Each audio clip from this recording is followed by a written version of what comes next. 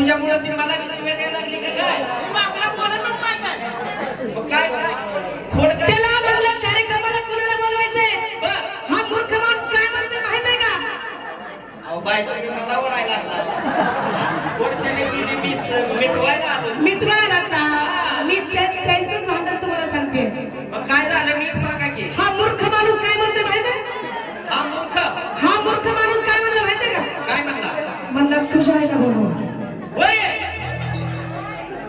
मग त्याचं काय चुकलं? तुम्ही दोघं चेडी कशाने पार्टी चेडी तुमची काय झालं? अहो पण मला सांगा माझ्या आईचं काय काम आहे? गुरुपास नाही येणार आम्ही सगळं. नाही गुरु नाहीत आमचे येणार. नाही ना? आम्हीच कुणाला टक्करी देतोय. आहे ना? मिटकेल आहे ते. पेटवायचं मी मिटवायला. मग येते. बर माझ्या आईचं काय काम? अहो ती तुमच्या आईचं नाव नाही घेतलं.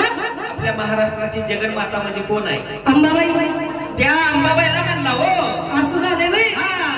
बर अरे बाबा पाऊल वाटायला जाण्यापेक्षा हायवेने जा ना. नाही मला येडेवाकडे जायला परवडत. गुरुजी म्हणता ह्याच्या वेळेला तुम्हाला वाटतं गुरु तुमचा पण बाजू माझी आहे. या ठिकाणी आधी माया शक्ती महाराष्ट्राची कुलस्वामिनी या ठिकाणी कशी बोलवली पाहिजे? आनंदात भक्तिभावानं बोलवली पाहिजे. ढोलकी वाजव.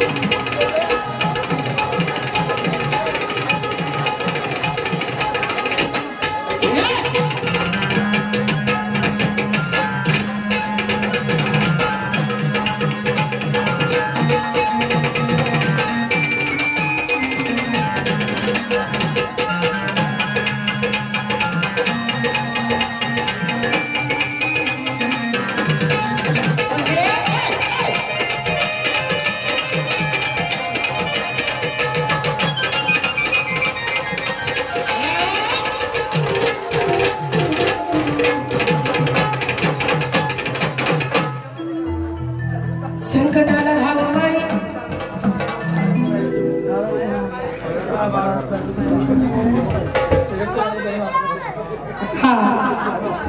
काय झालं तिकडे? काय झालं? जागा नसेल तर पुढे सरका. इकडे भरपूर जागा आहे. खाली बसून घ्या पाठीमागचे. चला. आधी माया शक्तीचा गोंधळी पायामध्ये चाळ बांधून त्या आधी माया शक्तीला विनवत आहे. तिची विनवणी कशी करत आहे बघा. गोंधळाच्या पायामध्ये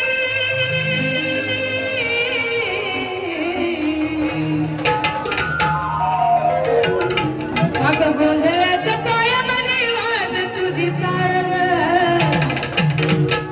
आई अंबाबाई.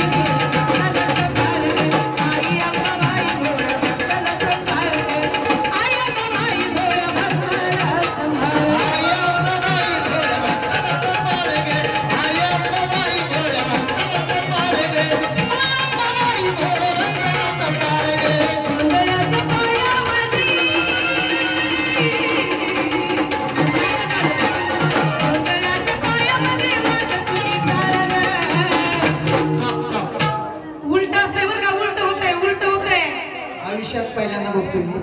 मी पैशाला गेले पण ते पैसे कुणाच्या डोक्यावर आहे म्हणून गेले मी. कुणाच्या डोक्यावर आहे? गुरुजींच्या डोक्यावर आहे म्हणून मी पैशाला गेले. लाख रुपये देते तरी मी जात नाही. आणि आई अंबाबाई